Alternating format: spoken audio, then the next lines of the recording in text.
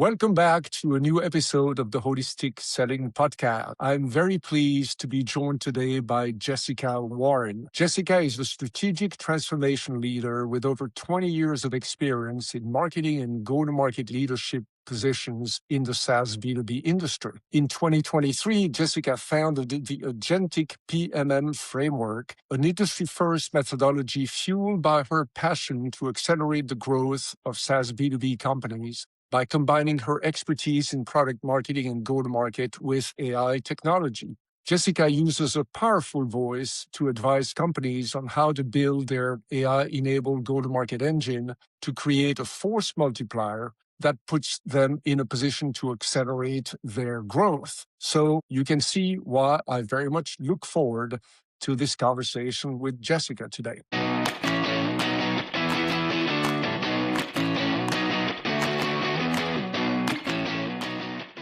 Jessica, welcome to the podcast. Thank Happy you so to much have for you. having me. It's always Yeah. great to talk to you, Bernard. So thank you for inviting me onto your platform. Yes, anything you'd like to add? No, just thank you for having me. I'm excited to have this conversation. I think go-to-market strategy and operating systems is an area that is constantly evolving, and especially with new technologies coming to light, is definitely very much worth a discussion. So I'm looking forward to this conversation. Yeah, absolutely. Same here. And as you know, the holistic selling framework is built on the premise that all functions, processes, and layers of an organization need to be aligned to one true north, which is to enable your frontline team members to deliver extraordinary experiences and outcomes to your customers and prospects at every touch point. Everything in your company needs to be engineered backward from the interactions you have with your customers and prospects. Every touch point needs to be architected to drive value and trust, which will lead to customer engagement, success, growth, and advocacy. And in that context, Jessica, let's start with one fundamental pain point in the industry that we've all experienced over the last 20 years. That pain point is that the SaaS sales teams spend around 70% of their time on internal tasks, leaving only 30% of their time to speak with customers and prospects and ultimately make customers successful and close deals. If we could change those percentages from 70-30 to 40-60, we would essentially double the productivity of the sales team. So what is your take on this? What is your solution to that problem? Yeah, and I'm really glad we're starting with this one, actually, Bernard. So, and I know you and I are very much aligned on this in general, but first and foremost, it's probably one of the biggest value leakage areas for SaaS companies. And if you consider the fact that time is our most essential asset, the fact that so much time is being lost or wasted, for lack of a better expression, on internal tasks that not only should be automated, but also should be facilitated by cross-functional efforts and support through other teams, especially product marketing. These are all areas that we can solve for. And on top of that, we now have the tools and the technology today to even further accelerate that and automate that where we didn't necessarily have that in the past. So I think, the challenge lies therein in terms of all of the data, being all over the place, first of all, but sales teams really having to go digging through different sales decks, digging through different internal documents, having to go and dig for the latest competitive intelligence, because what they might have to hand actually might be quite outdated potentially. Looking at and understanding customer stories and the results the customers are seeing and how they bring those back into their stories. So it's a lot of fragmented and disconnected efforts of digging and hunting for information, when really they should be receiving and be delivered that information and that intelligence to them, and it should be really put within their daily workflow. So I think that's the other element, is not, they shouldn't have to go out and search for it. Sales already has enough on their plate. They should be spending their time with prospects, spending their time closing deals. They should not be spending their time digging around for information. And I think that's where, and you know how passionate I am about this, but that's really where product marketing comes in as a value driver as well. Is our role in product marketing is to help facilitate that information. Now, previously, it was just done through workflows and facilitating information to sales along the process. But now there's also an element of automation where we can bring tools and AI agents in to help actually automate a lot of that and make sure that up-to-date information is at their fingertips. Because as you and I know, markets move fast. In our industry that we've been operating in, it moves extremely fast. We have mergers and acquisitions every week. So the market's constantly changing. And if the sales team isn't, aware of that or doesn't have that information at its fingertips, they're already on the back burner and they're already on the losing end, so to speak. So, yeah. The old saying in the industry is, and having spent some time in marketing myself, is that 90% of the work that marketing is doing is never used by sales. So how do we change that relationship? How do we align marketing and sales? How do we make sure that the work that product marketing and marketing in general is doing is put together in a way that the sales team can use it with less effort, less time? How do we address that problem today? I would say it's twofold, and it might sound like semantics, but I handle marketing and product marketing quite separately. Although you are right, I think both of them, there's still a lot to be desired in terms of collaboration with sales and really the tight knit collaboration and workflows between product marketing and sales, but it's in different areas. So for marketing, it's more about the demand gen element, kind of working through the funnel.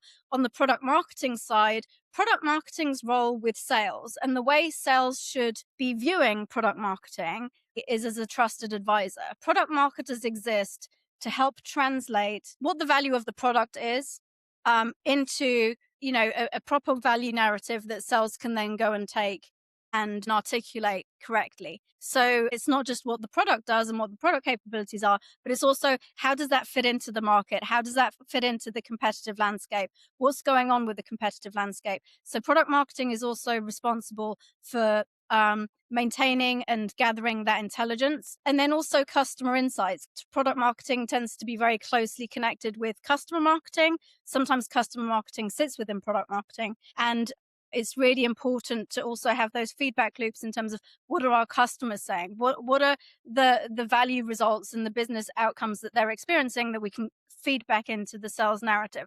So I think sales should really see product marketing as an intelligence engine for them, as a trusted advisor.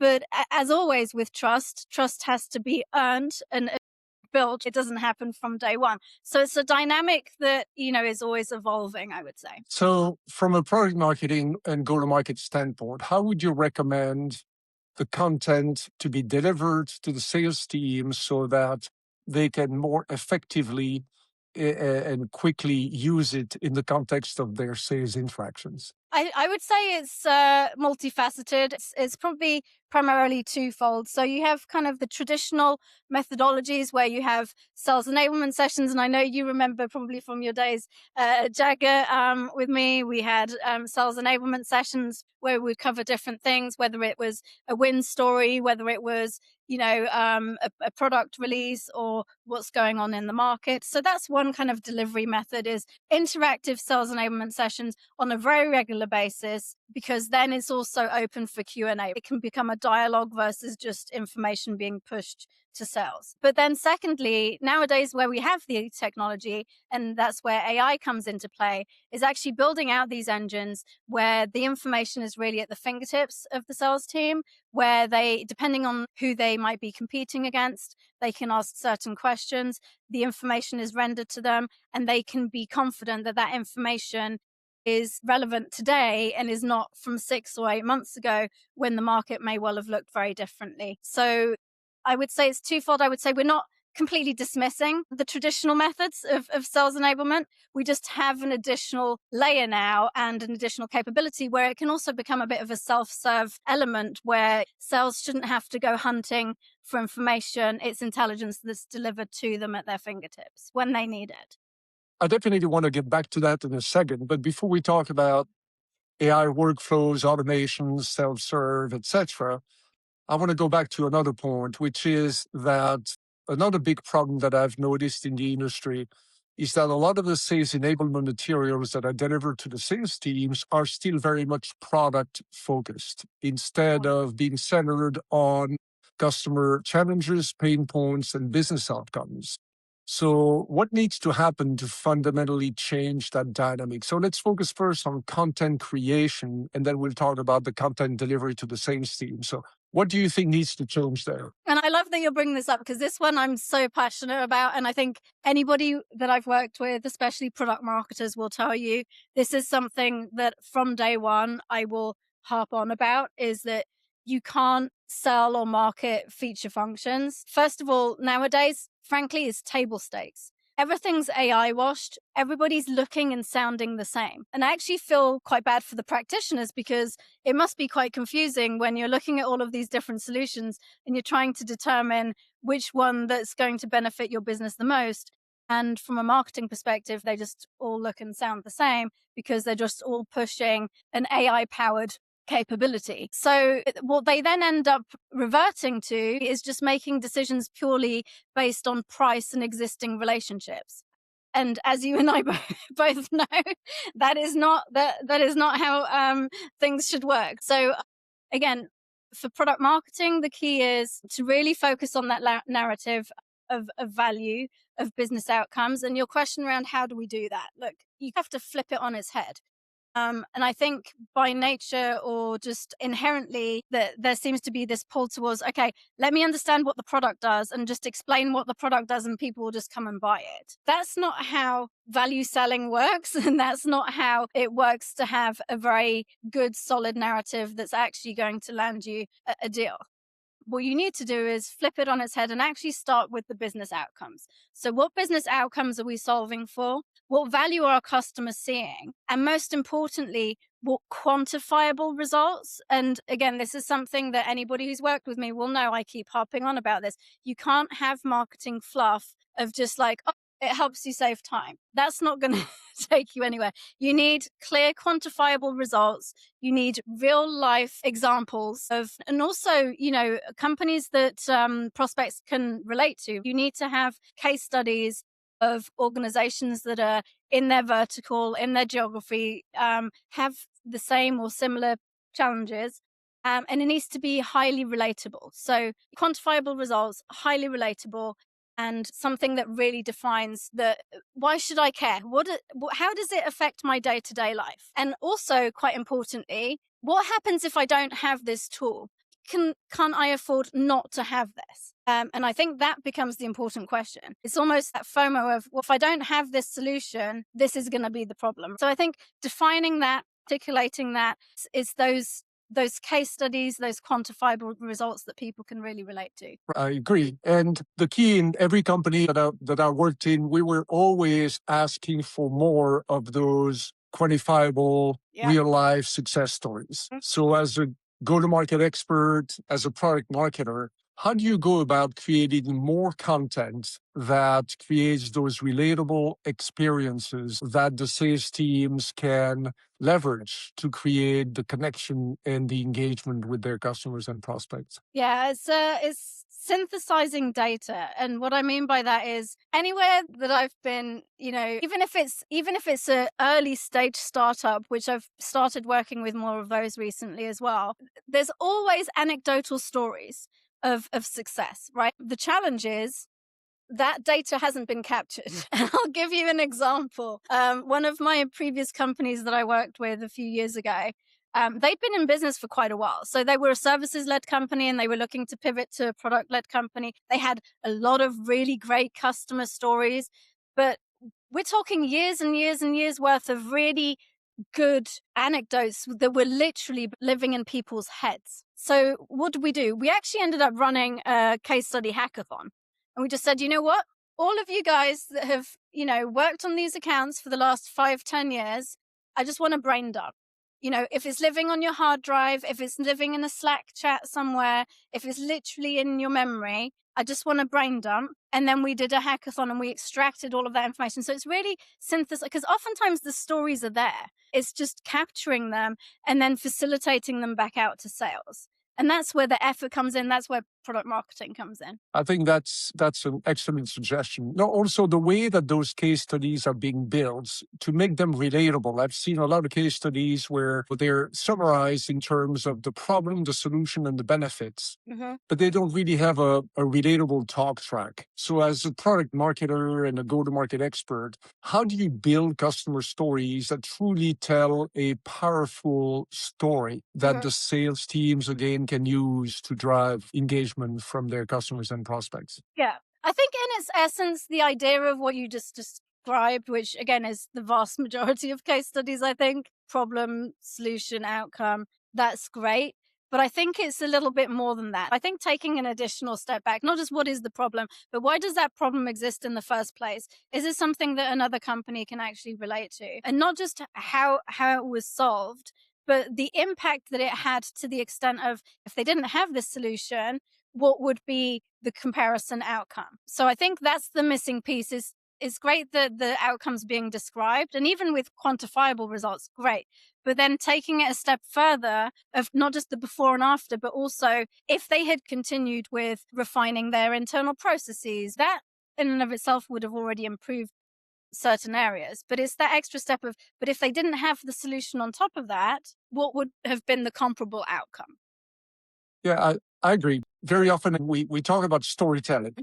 And I think what the sales teams really need is very compelling stories that they can inject into the relationship and the interactions with the customers and prospects to drive value at every touch point, using those stories as points of value that get, again, additional engagement and commitment from the customers and prospects. So it's really important to learn from a product marketing and go-to-market standpoint how to build compelling stories that the sales team can use on an everyday basis. Great conversation on that side. Now, obviously, creating content is one side, publishing and training on the content is the other side. You talked about sales enablement being the traditional method. You also pointed briefly to AI becoming a game changer in that area. Yeah. As a salesperson, how can you help us make sure that we have access to all the content that we need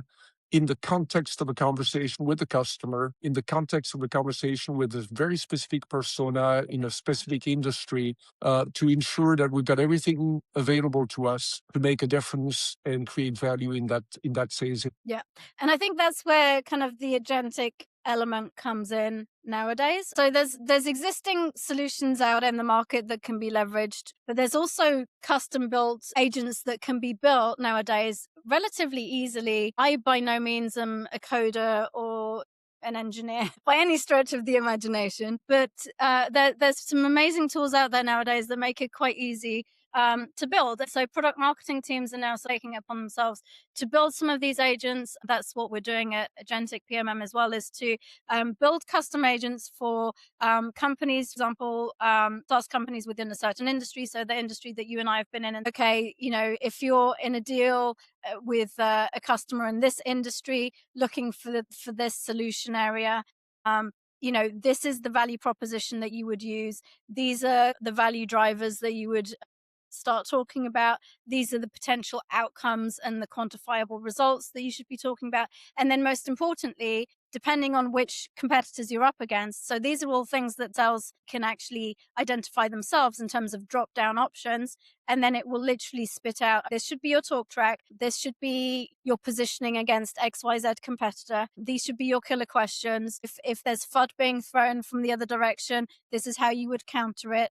And so it's very customized and tailored towards every scenario. You and I both know every single deal is different. Every customer is different. So you have to have something that supports that. Let's dig into this because I think it's really a high point, a key insight for the conversation today. So I'm a sales rep. I'm going to talk to, say, CFO at a company in a particular industry. What do I do to get access to the content you just mentioned? So, well, if I'm a product marketer in your organization, it would already have you have access to, depending on what platform's being used, right, to that tool. And it would already be pre-fed information that's in there and that's being updated constantly and is also being linked to external elements so that nothing becomes stale. So all you would be required to do is determine, which persona you're selling to, what role, what sort of a role they're in, what type of company, what size company, what solution area they're interested in, or what solution area you're looking to discuss, and who the key competitors are. Hopefully you're aware of who the incumbent is, and then maybe anybody else who's involved in the deal. And then based on all those parameters that you then select, it will provide you basically with an entire battle card and broader talk track and everything else to run with. So that battle card is created contextually for each salesperson to basically help them navigate each interaction with each target that they're going to be talking to. Yeah. And produced at scale every single time. Yes. And because if you think about the traditional method, there was one sales deck created for every single salesperson, for every single potential deal. And that was it, regardless of who in the organization you might be talking to, or what type of company you're talking to. There might have been a couple of slides that you can kind of change in and out depending on your audience, but these were quite stagnant materials. So we're talking about something that has enabled us to become a lot more agile and has enabled us to really adapt to tailoring every single conversation truly for it to be something that the audience can really relate to and that is speaking their language and sounds very familiar to them. I think this is very, very powerful because it's the goal for every salesperson, right? I'm going to talk to this particular individual in this company to look into their business outcomes and how can I position my solution based on value and business outcomes. So do they go about like prompting an AI engine and say, here's the context of my conversation? And the AI engine then delivers the narrative that they should be using for that particular conversation. But I think that the difference in it is there's some standard AI agents and AI engines out there.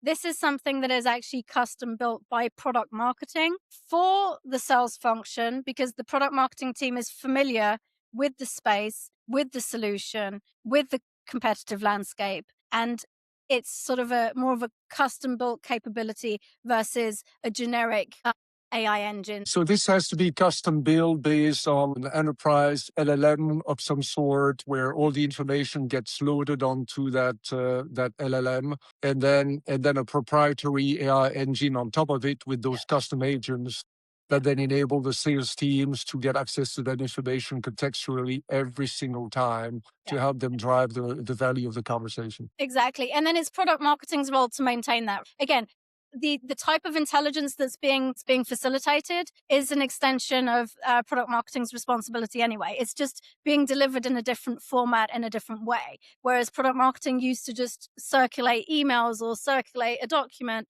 Now, obviously, it's a lot more agile. This is groundbreaking. I know that it's a big part of the transformation of the industry. Yeah. But look, for 20 or 30 years, we have lived in an environment where we do sales kickoffs, we do sales enablement, we have intranets full of presentation. We train the salespeople. We do real time workshops with role plays, etc., to try to get the sales teams in a position to engage with prospects and customers. All of that now is taking a backseat to the ability to actually go into that AI engine, type your prompt, and get all that information contextually delivered to you every single time for every single conversation. That, I think, can have a major impact on the effectiveness and efficiency of the sales team. Yeah. And if I may, I would caution a little bit to say that it's going to replace everything. I would say consider AI in general, not just in this concept, but in general as a force multiplier, right? It's not just going to come and replace everything. So, in this arena is simply there to help provide a mechanism to make sure that sales has information at its fingertips that is more up to date, that is more accurate. And at the end of the day, you also need the foundational elements. You need to have the right processes in place internally. You still need the right cross-functional processes between product marketing, sales, marketing, customer success. Those processes don't go away. It can't be fixed with an AI magic wand, so to speak. So I would caution against anyone thinking, oh, this is great, it's just going to replace everything. Processes still need to be there. The workflow still needs to be there. It's like everything else. When we're working in SaaS, when we're selling technology, you can't just slap technology on something and it will magically fix everything and make it amazing. You have to have the foundations there first.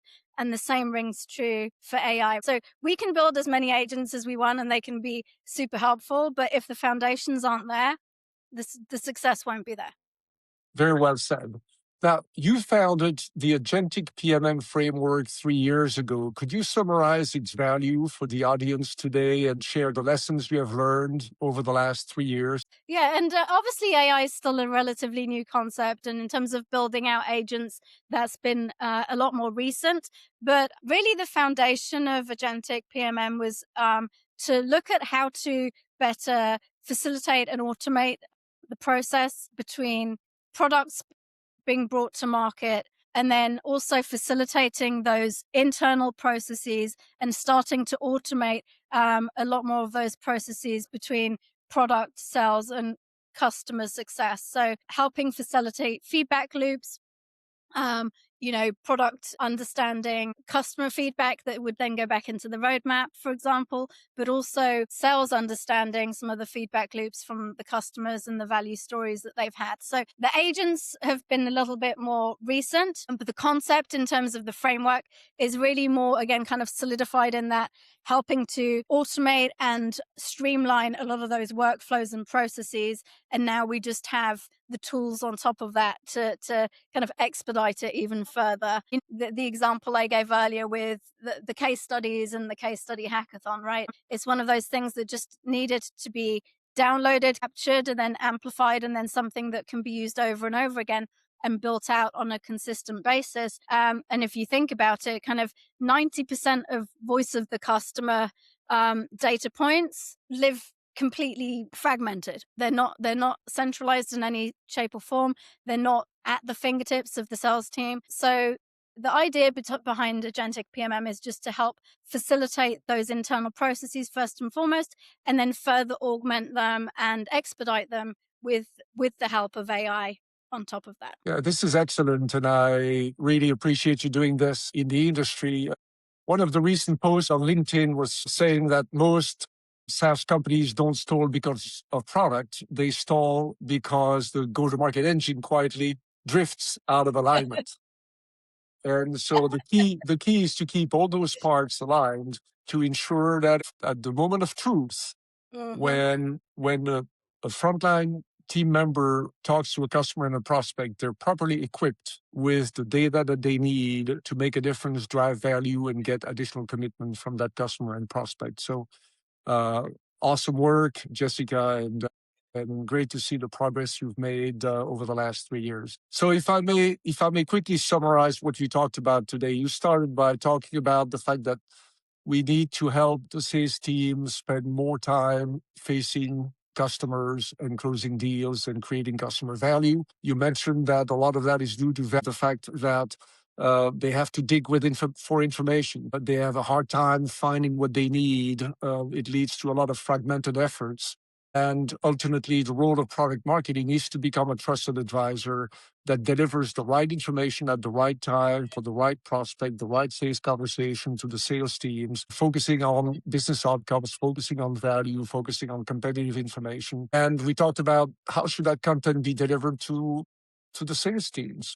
We will not phase out the traditional methods of communicating to the sales teams, but AI is definitely having a big impact in enabling the sales team to contextually find that information, prompting an AI engine to get exactly what they need to drive that conversation with the customer based on their business outcomes to drive value and get additional engagement from their prospect and customers. And so it's really important for product marketing and the go-to-market teams to create that content, those relatable stories that the sales teams can find through prompting that AI engine to drive that customer communication, that customer connection. You also talked about making sure that AI drives those integrated workflows and maintaining the balance and the connection and consistency and collaboration between product sales and customer success. And finally, the role of what you've built, Agentic PMM framework, to help companies making sure that they facilitate and automate their workflows to ensure that we can increase the efficiency